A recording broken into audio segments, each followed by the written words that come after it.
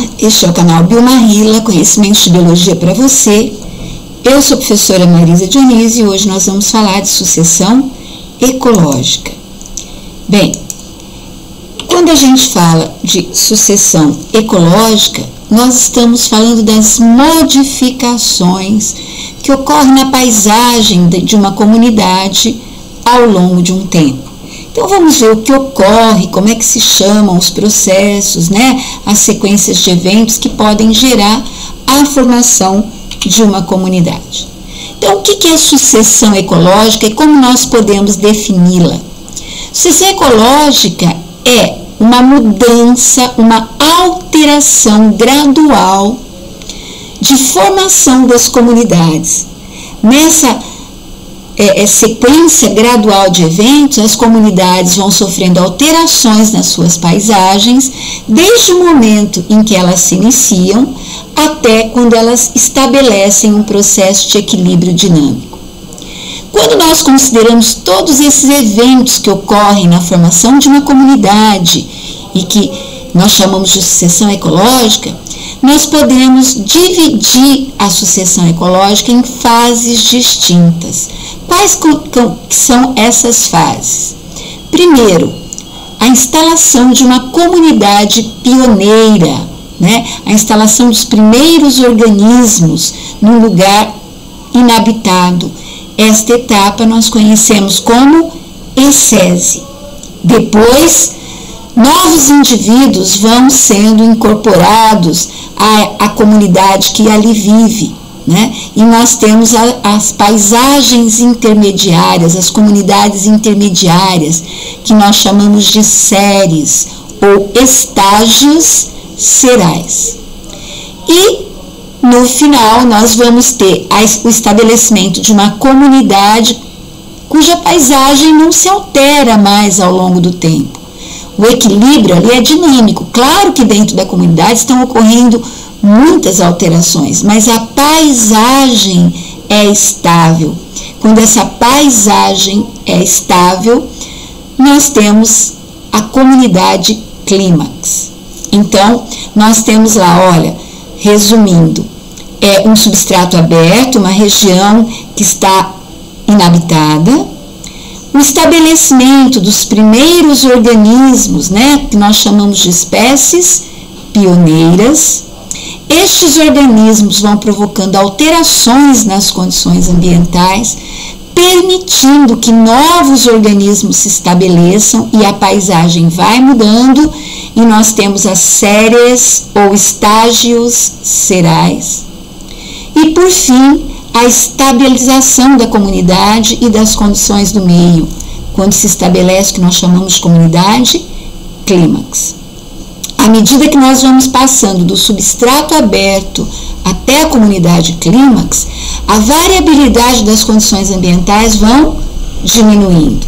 Em compensação, vai aumentando a complexidade da comunidade e da estrutura e da fisiologia desse ecossistema, né? Então nós vamos tendo cada vez relações mais complexas e o estabelecimento de diversos nichos ecológicos ao longo dessa estabilização da comunidade que constitui a comunidade clímax. Bem, vamos dar uma olhada aqui num exemplo de sucessão ecológica, né, que ocorre numa rocha nua. Então eu tenho aqui uma rocha nua, uma rocha que pode estar recém-formada.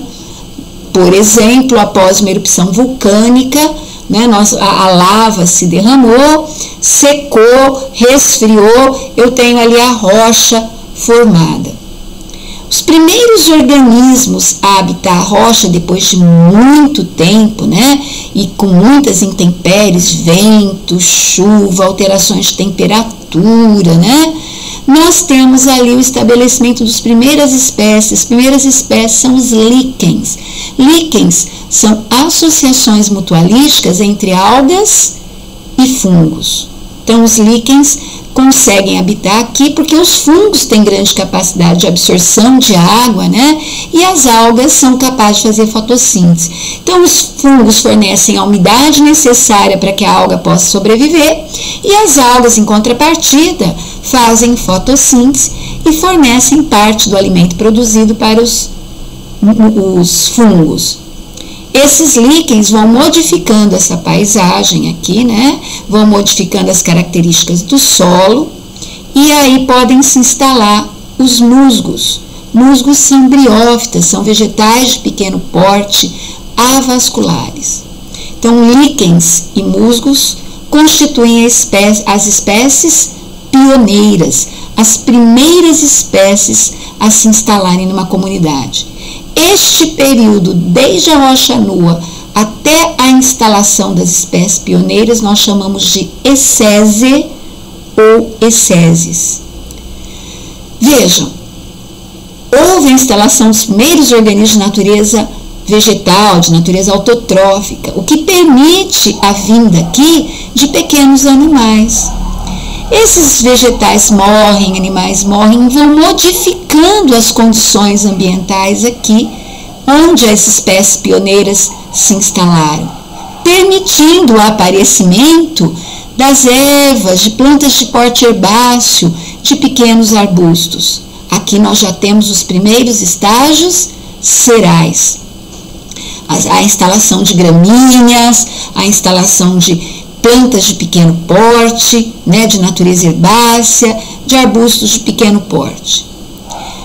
Essas modificações são seguidas aí pela instalação de plantas já de porte um pouco maior, mais complexo, e à medida que vai mudando a vegetação, animais são incorporados, né, e micro-organismos são incorporados, e nós já vamos ter uma formação de uma camada de solo um pouco maior, né, com humus e tudo mais. Então forma-se um matagal com arbustos, plantas que vão até 2, 3 metros de altura. Essas modificações com o tempo acabam gerando condições para que espécies arbóreas possam habitar essa região, e as espécies arbóreas vão ficando cada vez mais complexas e animais vão se adaptando a essa comunidade. E aí eu tenho uma formação florestal com pinheiros, abetos, com carvalhos, né? Plantas já de porte maior. Essa paisagem já fica estabilizada, constituindo o processo final de uma comunidade que nós chamamos de comunidade clímax.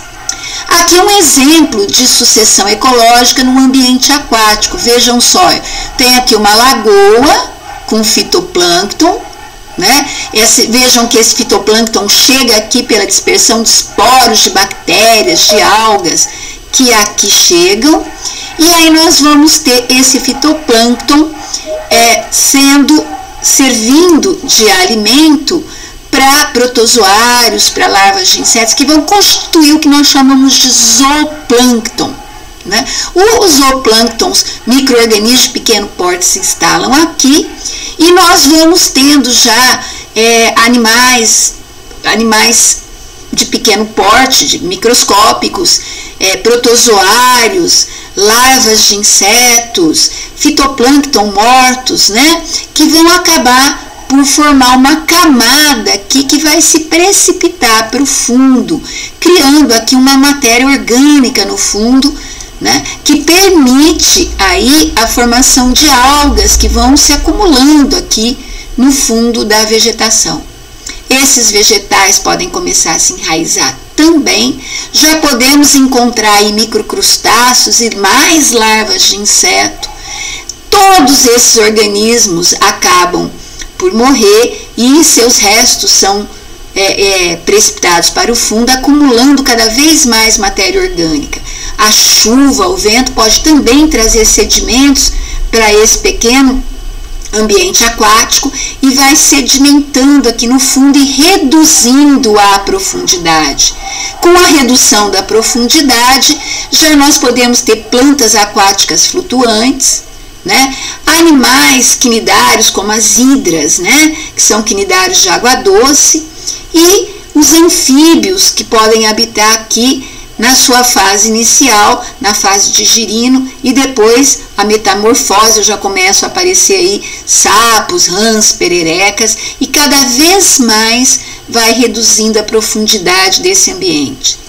com a deposição de mais material, de mais sedimentos trazidos pelas chuvas, trazidos pelo vento, própria matéria orgânica resultante da decomposição dos seres vivos aqui, acabam formando um charco, um brejo, um pântano, né?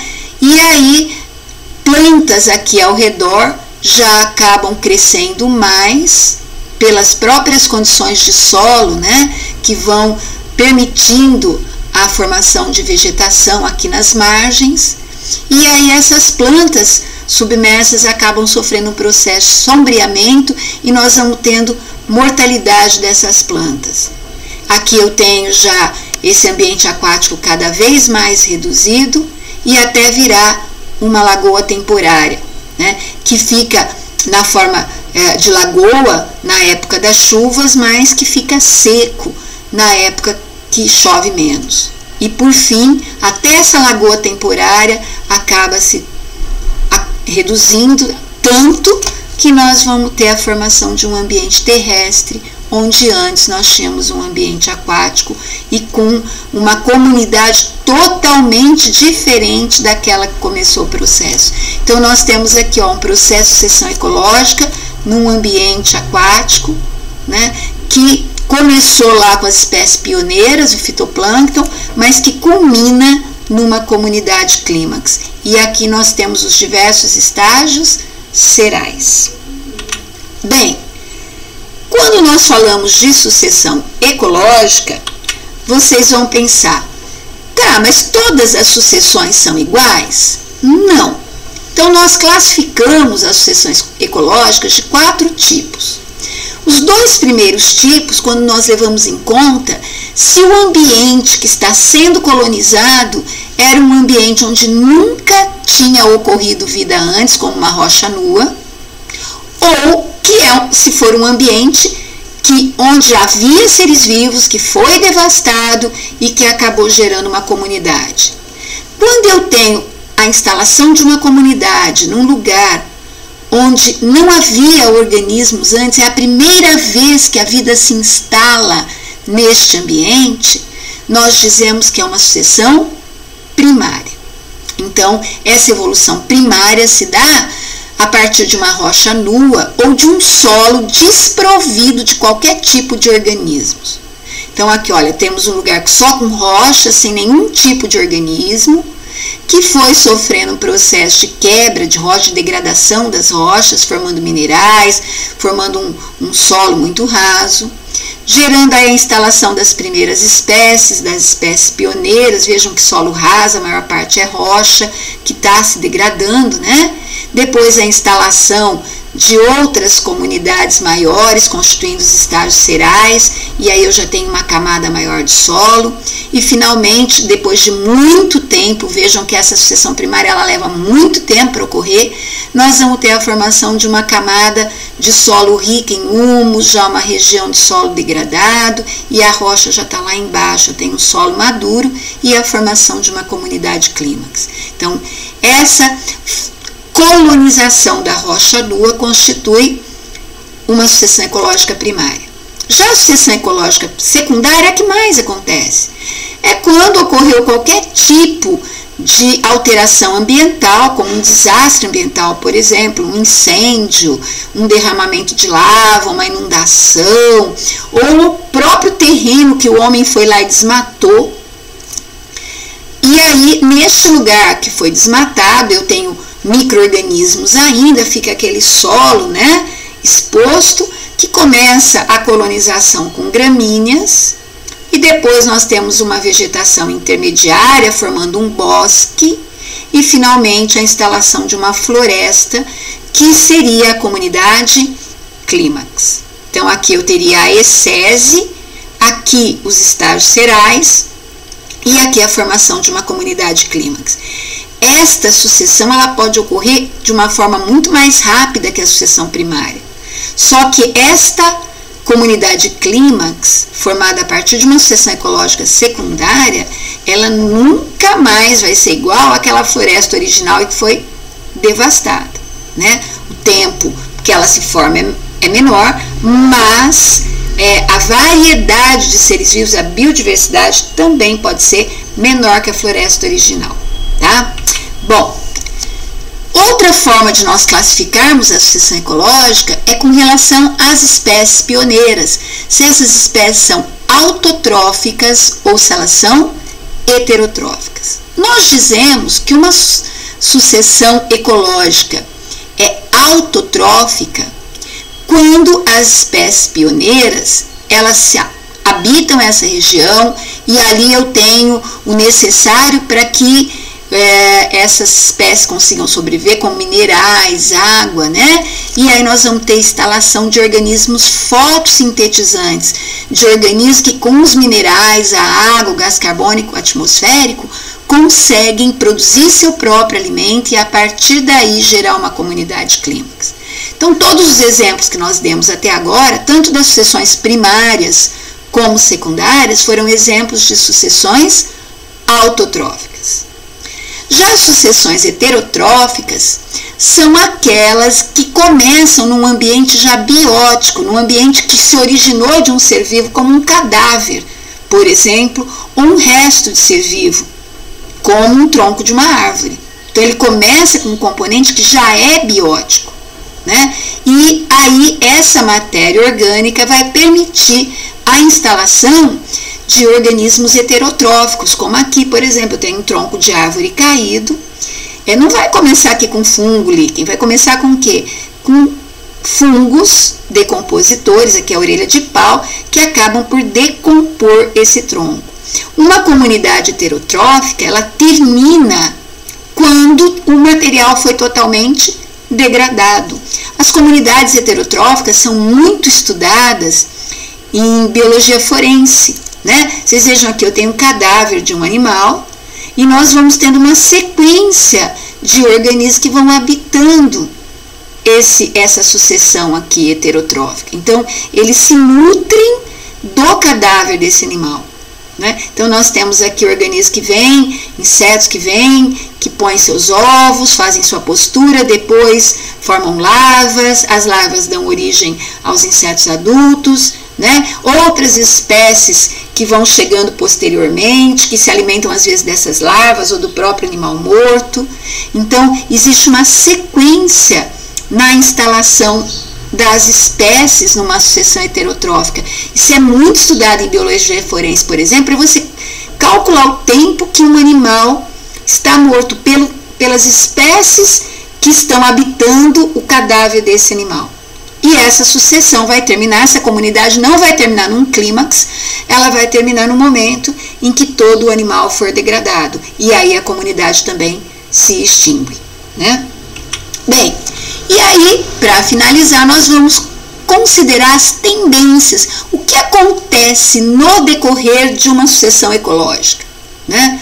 Então, primeiro, pessoal, considerando aí como exemplo clássico as sucessões ecológicas autotróficas, que são as mais comuns, nós vamos ter, olha, a biodiversidade, que é a variedade em espécies, aumenta. Vejam, eu tenho aqui uma sucessão, um campo constituindo uma sucessão ecológica primária. À medida que eu tenho uma floresta, nós vamos tendo um aumento na diversidade, tanto vegetal, quanto animal, quanto de micro-organismos. Então, eu tenho um aumento na biodiversidade à medida em que as comunidades vão se alterando. Se eu tenho um aumento na biodiversidade, a teia alimentar vai se tornando cada vez mais complexa. O que eu posso ter aqui no início da sucessão num campo? Ora, eu tenho gramíneas e eu tenho insetos, algumas larvas, que se alimentam, alguns anelídeos que se alimentam dessas gramíneas. E depois, numa floresta, aí eu tenho vários organismos vivendo aqui com os mais diferentes hábitos alimentares. Então, as teias alimentares vão ficando cada vez mais complexas à medida em que a sucessão ecológica vai acontecendo. Também aumenta o número de nichos ecológicos, né? Se aumenta a teia, aumenta os hábitos alimentares. Então, os números de nichos ecológicos também aumentam. Aumenta também a biomassa. O que é a biomassa? É a quantidade de matéria orgânica. Se nós pegássemos a matéria orgânica aqui deste campo e dessa floresta, Obviamente que a quantidade de matéria orgânica presente na floresta, considerando aí a vegetação, a fauna, né, e os micro-organismos, nós teremos uma biomassa muito maior. Aumenta também no decorrer da sucessão ecológica as taxas de fotossíntese. E a taxa de fotossíntese de uma comunidade nós chamamos de produtividade primária bruta, o quanto de matéria orgânica e de energia está acumulada nessa comunidade. A quantidade de matéria orgânica aqui é uma, aqui é outra. A energia presente nessa matéria orgânica também aumenta no decorrer da sucessão ecológica. E isso nós chamamos de produtividade primária bruta. O quanto que é produzido, quanta fotossíntese acontece aqui. Mas, à medida que a sucessão vai ocorrendo, nós vamos tendo também plantas em estágio maduro, né? E nas plantas em estágio maduro, a taxa de fotossíntese quase que se equipara à taxa de respiração. Nós vamos tendo aqui animais e micro-organismos respirando e consumindo oxigênio, consumindo matéria orgânica.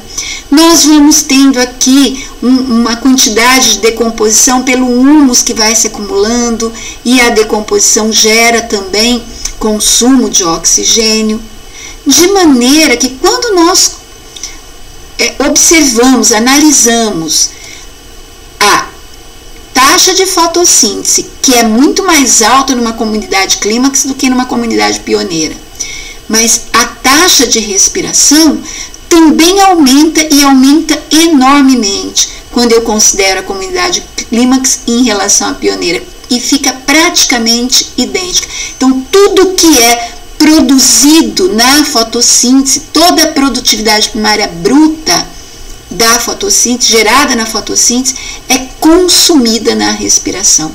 Então, à medida em que nós vamos passando da ecese pelos estágios cerais até chegar na comunidade clímax, a produtividade líquida diminui.